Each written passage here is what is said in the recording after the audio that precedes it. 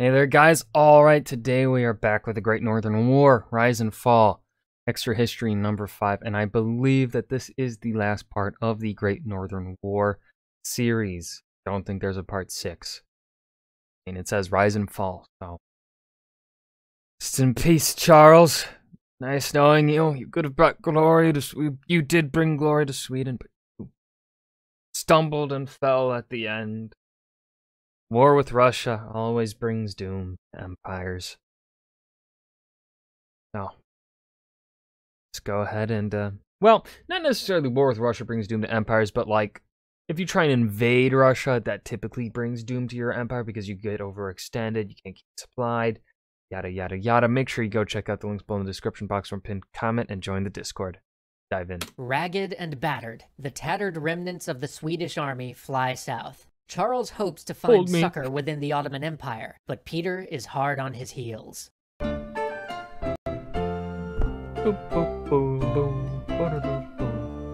Nearly starving, suffering from the heat, the meatballs. remaining Swedes raced south until they arrived at the very border of the Black Sea. But as the local prince haggled over prices for boats to ferry them into the Ottoman Empire, Peter overtook the Swedish rearguard. 800 were lost. Only 500 remained. Gasp. But those 500 made their way into the Sultanate. There they were treated regally, given food and drink, even allowed to set up an almost autonomous colony which the Ottomans helped them to build. But Peter did not relent. As his forces approached the border of the empire, he demanded that Charles be handed over. The Sultan, who was no friend of the Russians, refused, so Peter decided to force the issue. He would bring war to the Ottoman Empire itself. His army, augmented by forces from Moldavia, plunged towards Plough River, where they were rapidly cut off by the giant home army of the Ottoman Empire. For Let's a go, moment, Ottomans. it looked as though Peter and his entire force might fall into the Sultan's hands. But where Peter and his subordinates had clearly lost the war, you might argue that they won the peace. Deftly using diplomacy to extricate his army, Peter was allowed to leave the Ottoman territory with his army intact for little more than an agreement to give Charles safe passage back to Sweden, and a handful of very minor territorial concessions. But this was not good enough for Charles. He pushed the Sultan to make war on the Russians. The Sultan had no interest in such a costly project. He was basically like, "We won you the right to go home, man. Just go home." Charles then decided to be the ultimate bad house guest and declared, "All right, I live here now." To which the Sultan replied, "Dude, come on." And Charles responded, "I will cut you." At which point the Sultan, in his infinite patience, said, "Look, I will give you 10,000 pounds if you will just leave." Charles took this payment, and then, like any bad house guest, said, "All right, I will leave if you give me 8,000 more." At which point the Sultan was like, "Okay, time to call the sheriff," before remembering, "Oh wait, I'm the sheriff," and then promptly surrounded Charles's small force and threw him into jail. Charles. After cooling his heels for a while, Charles was, at last, allowed to return to Sweden. And it was at this point that good old Augustus the Strong, deposed King of Poland, returns to the spotlight. After having a good long think, he had finally decided, you know, I have heard good things about winning. New plan? Let's try that. He was super excited about this plan, and I mean, why wouldn't he be? It's a pretty solid plan. Anyway, he proceeded to basically roll Swedish forces back to the very borders of Polish-Lithuanian territory. Then, after a heroic last effort from the Swedish troops, he bottled them up in a fortress in Holstein-Gottorp, and, when no aid came to save them, he forced them to surrender. The last truly major army of the Swedes had vanished. So the dominoes began to fall. Russia, Norway, and Poland-Lithuania were already at war with Sweden. The Norwegians came back? Oh god! Those who had fallen out of the alliance due to previous defeats were now back in. Then the King of England got into the mix, under his other title as Elector of Hanover. And then so did Prussia. So at this point, Sweden is basically at war with all of Northern Europe.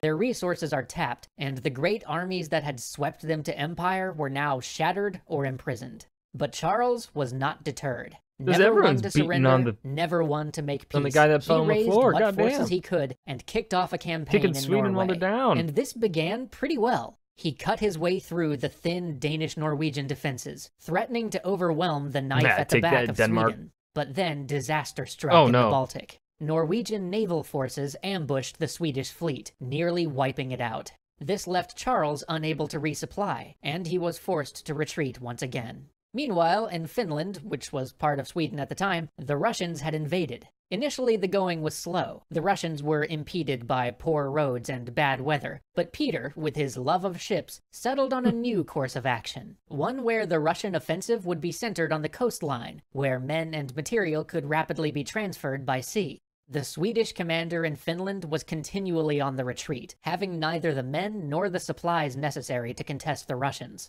For this, he was recalled and replaced with a man who was much more likely to agree to the native Finns' demand for a fight. And fight they did, twice, but long the native Finns demanded a fight. Goddamn Finland, you ballsy motherfuckers. Gone were the days when Swedish forces could beat the Russians 8-1, or even 2-1. The Swedish army in Finland was almost entirely made up of Finnish troops, not the Swedish corps who had done so much at the outset of the war, only to be eventually... You know, they may not have the training, but they at least got the heart, and that's what matters. ...wiped out in Russia. This Finnish army was beaten back both times. This all occurred just before the Swedish Navy got stomped outside of Norway, and I'm sorry for how confusing these timelines are, but at this point everything is kind of happening at once. Yeah. The Swedish fleet was sent to help out the Finnish forces, to take some of the pressure off. But Peter, great lover of sailing ships that he was, ironically used a fleet of galleys to blaze past them on a day in which the sea was calm. Soon, the Finnish front was untenable, and what troops were left were recalled to defend Sweden itself.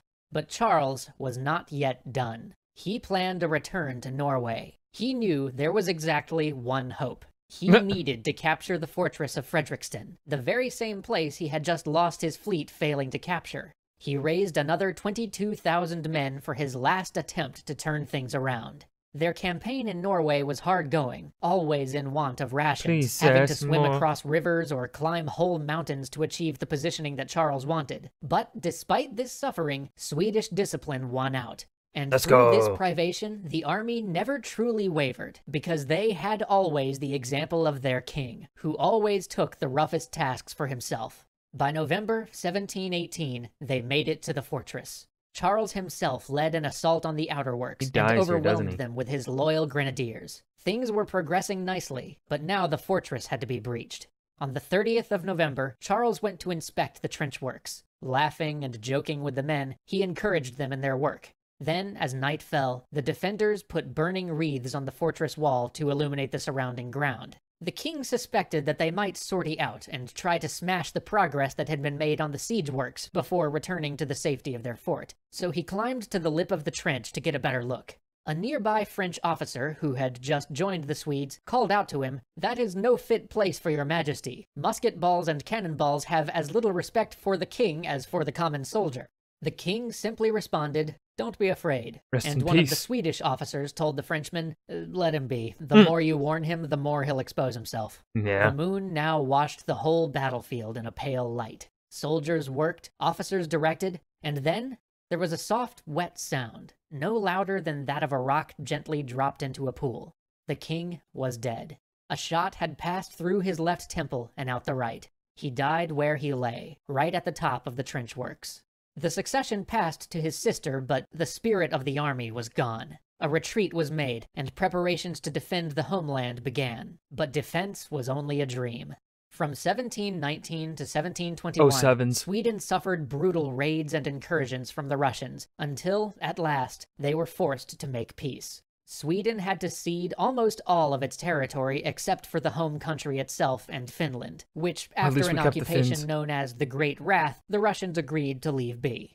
The grand dream of Charles was smashed, and with it, the Swedish Empire. Sweden would never rise again to such a position of prominence on the world stage. But as Charles's dream lay in ruins, Peter's became a reality. Russia pushed westward, gaining ports along the Baltic coast. More importantly, they proved that they were a power on the rise, that no longer could calculations about European politics be made without factoring the Russians in.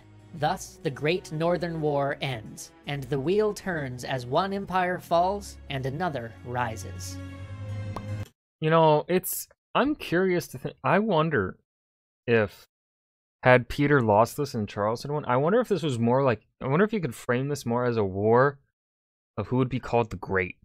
Like, would Charles have been called Charles the Great of Sweden that he won the war? And would Peter just be kind of forgotten or put into a similar situation as to how Charles is referred to as?